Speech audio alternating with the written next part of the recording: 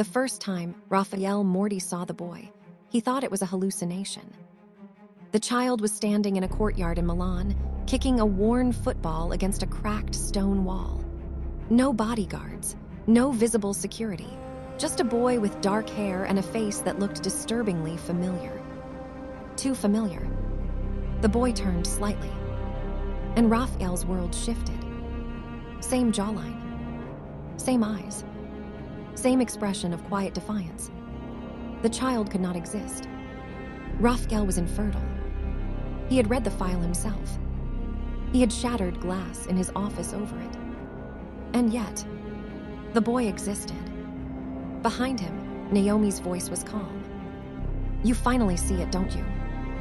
Raphael didn't blink. "Explain." Naomi didn't step closer. She didn't step back. "Your father lied to you." The wind moved through the courtyard, brushing the boy's hair across his forehead. Raphael felt something he hadn't felt in years. Fear.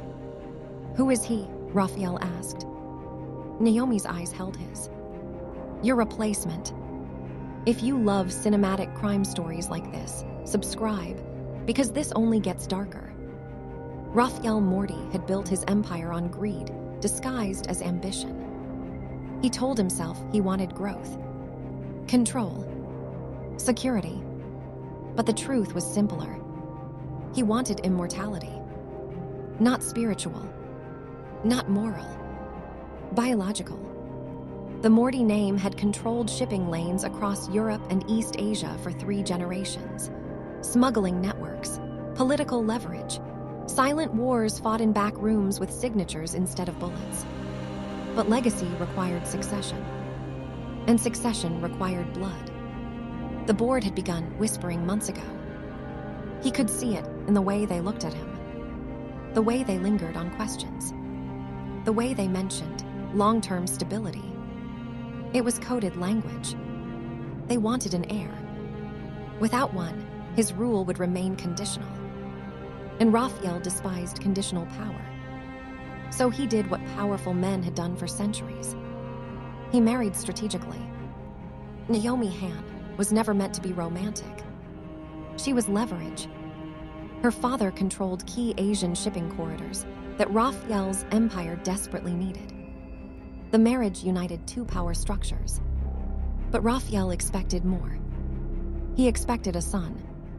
At first, Naomi seemed cooperative, polite, measured. She never challenged him openly, never embarrassed him in public. But she did not submit either. That difference nagged at him.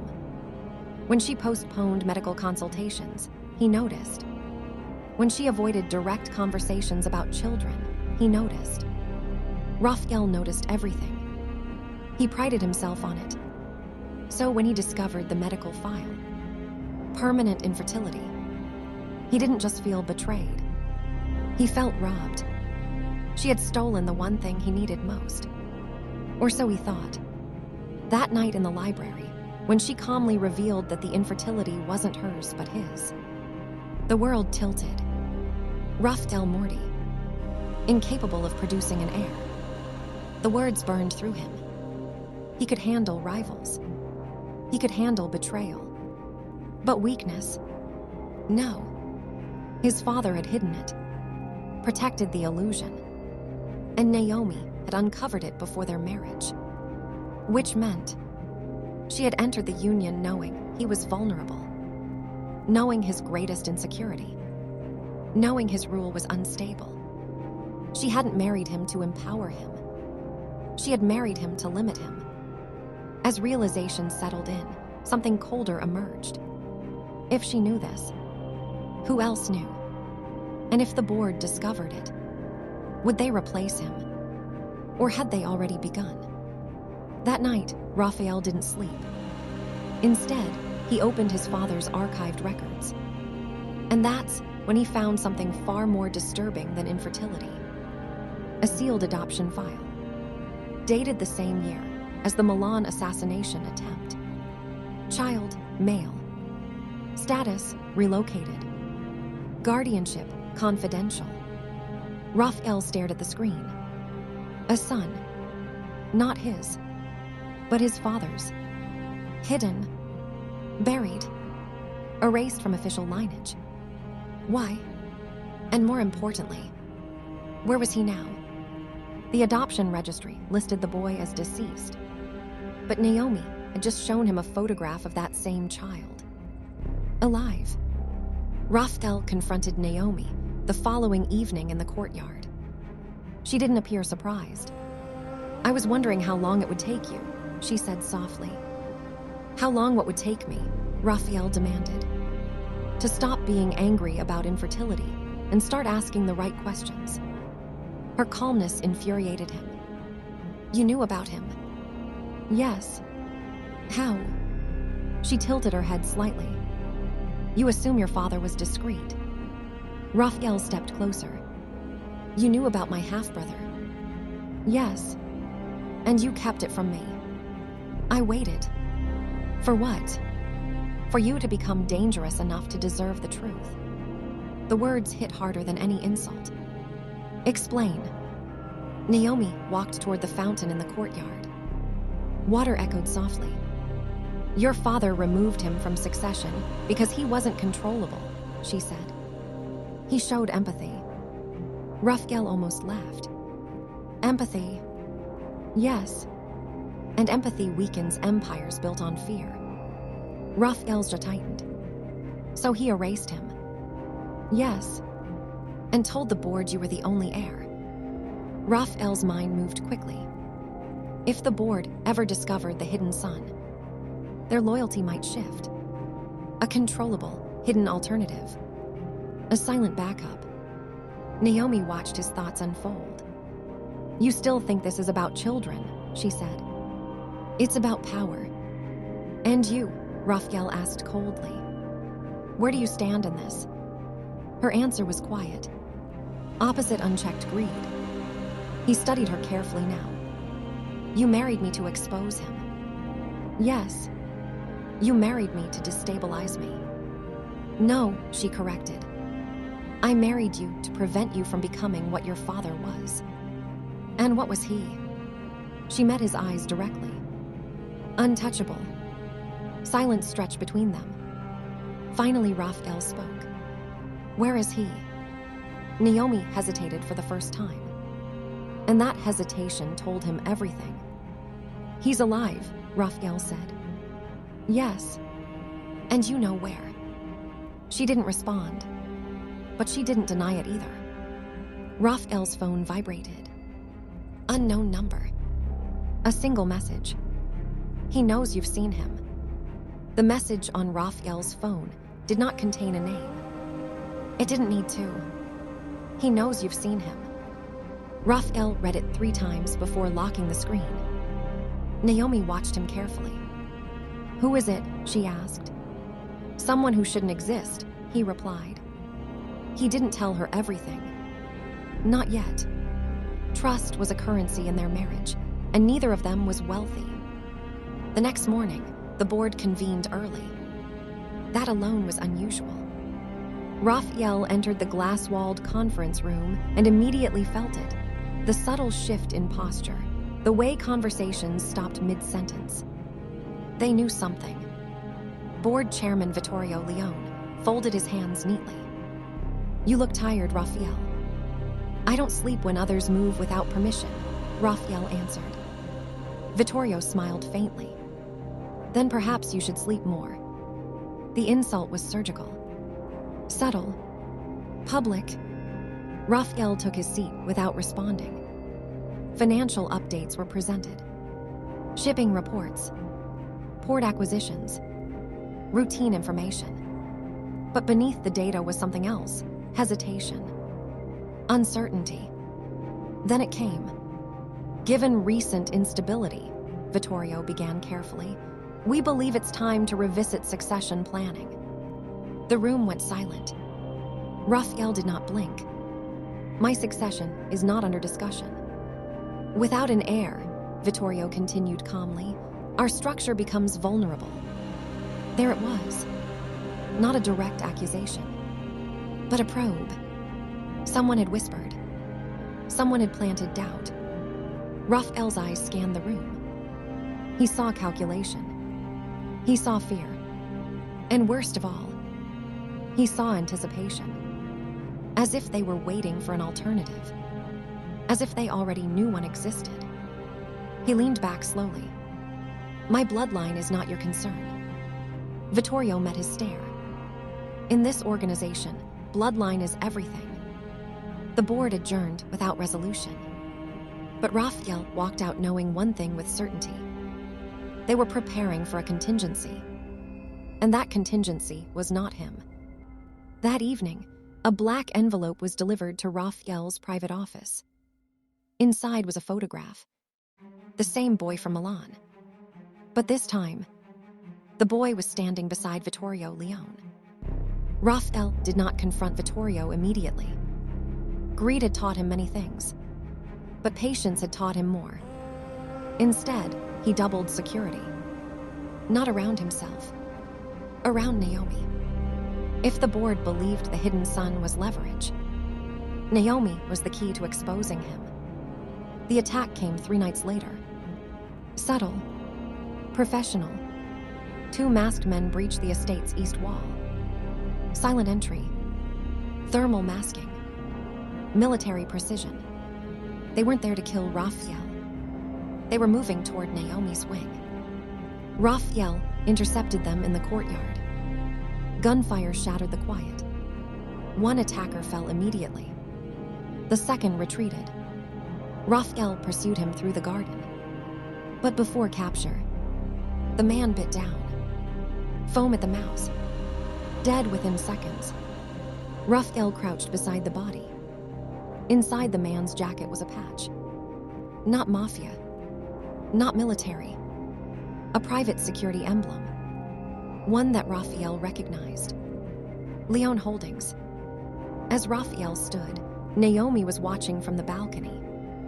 But her expression was not fear. It was realization. You knew this would happen, Raphael said that night. They stood in the dim library once more. Naomi didn't deny it. I expected pressure, she said calmly. You expected assassination. I expected escalation. He stepped closer. You put me in a war. No, she corrected softly. You were already in one. The truth unfolded slowly. Vittorio had known about the hidden son for years. He had positioned him as a silent alternative, a more controllable heir, a moral counterweight to Raphael's greed. Naomi had discovered it during negotiations. That was why she married Raphael. Not to destroy him, to force him to confront it. If the board installs him, Raphael said coldly, I lose everything. No, Naomi replied. You lose absolute control. He studied her carefully. You believe I deserve limits. Yes. And if I refuse them? Her voice did not shake. Then you become what your father was. Raphael received another message. Coordinates. And 1 sentence. If you want him alive, come alone. Raphael went alone. Against Naomi's advice. The warehouse on the outskirts of Milan was abandoned. Or so it appeared. Inside, he found the boy. Alive. Untouched. And standing in front of Vittorio Leone. The chairman looked almost amused. You shouldn't have hidden him, Raphael said. I didn't, Vittorio replied calmly. Your father did. The boy stared at Raphael. Not afraid. Not hostile. Just observant. Does he know? Raphael asked. Vittorio nodded. He knows who he is. Raphael turned to the boy. What's your name? Luca. The name struck like a blade. Raphael's father's middle name. Legacy rewritten. Vittorio stepped forward.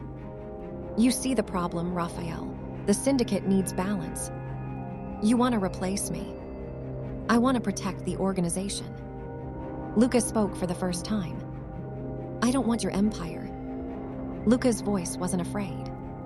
It wasn't defiant. It was tired. The warehouse air felt heavy, as the words settled. Raphael stared at the boy, no, the young man studying him the way he studied adversaries, searching for weakness, for ambition, for hunger.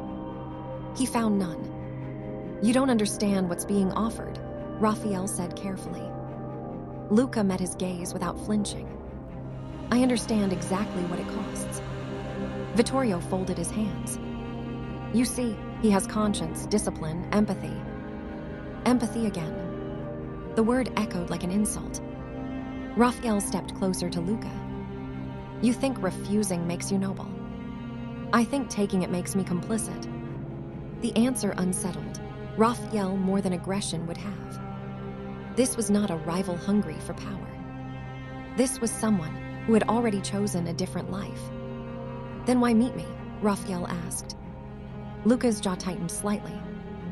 Because I wanted to see the man my father replaced. The silence that followed was sharp.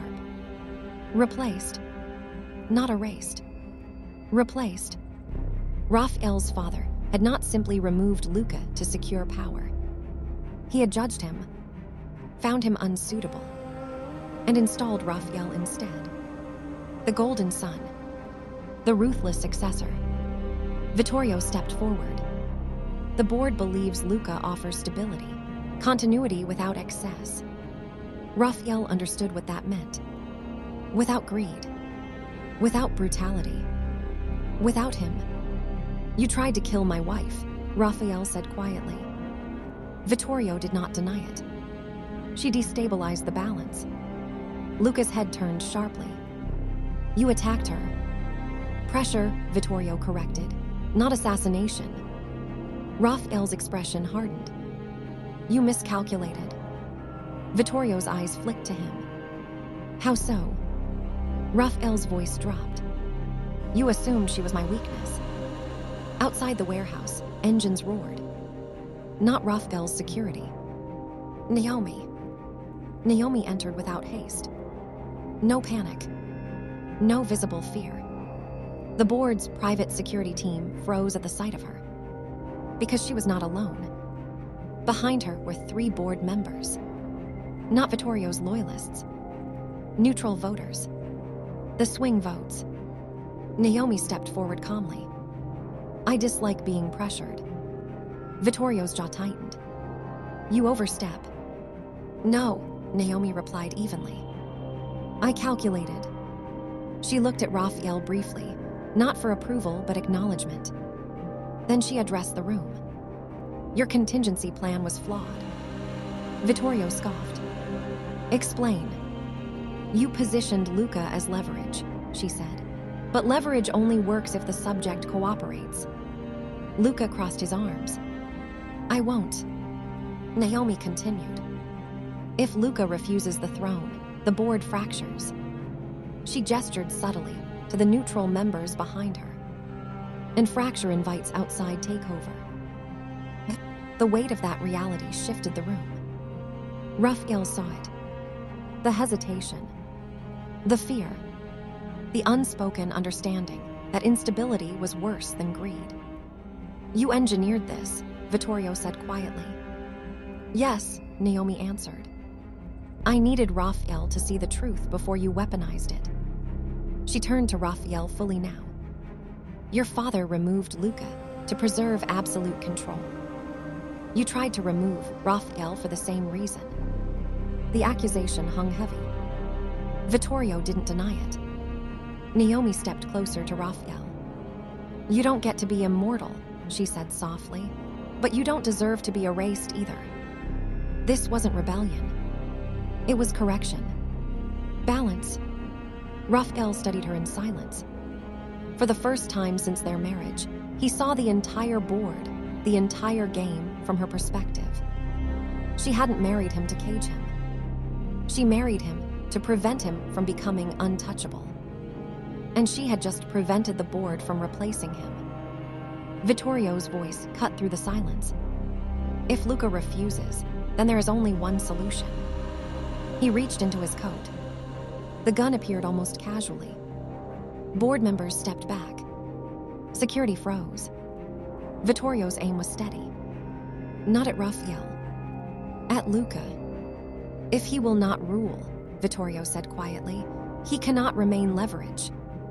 Time slowed. Raphael saw it clearly. The pattern. His father had erased Luca for power. Now Vittorio would erase him for control. The cycle repeating. Raphael moved without thinking. He stepped in front of Luca. The shot rang out. Pain tore through his shoulder. He didn't fall. He didn't retreat. He held Vittorio's gaze. You do not decide legacy, Raphael said through clenched teeth. Security surged forward. Vittorio was disarmed. Neutral board members shouted orders. The structure fractured instantly. Naomi reached Raphael first. Her hand pressed against his wound. Don't, he muttered. You're bleeding, she replied calmly. Not fatally. He looked at Luca. You refuse the Empire. Yes. Then build something else. Luca hesitated. You let me walk. Raphael exhaled slowly. My father erased you to protect control. He looked at Vittorio being restrained. I won't. The board understood in that moment. Raphael had chosen limitation, not extinction. By protecting Luca, he eliminated leverage. By surviving the shot, he removed Vittorio's authority. Power shifted permanently. Naomi's eyes held his. You finally understand, she said softly. Legacy isn't blood. Raphael nodded faintly. It's choice. Vittorio was escorted out in silence. The neutral members remained. One stepped forward carefully. Without a direct heir, succession remains undefined. Raphael looked at Naomi, then at Luca, then back at the board. Succession, he said calmly, will no longer be automatic. The room went still. He continued. The Empire will be earned. The statement changed everything. No guaranteed bloodline. No silent replacements. No hidden sons. Only power tested and proven. Naomi stepped closer to him. You just ended your dynasty. He met her gaze. No, he replied quietly. I ended the corruption of it. Outside, the first light of dawn broke over Milan. Luca walked away freely. The board fractured but intact. Vittorio removed. And Raphael Morty stood wounded, but no longer chasing immortality. Naomi's voice was soft beside him. You chose restraint.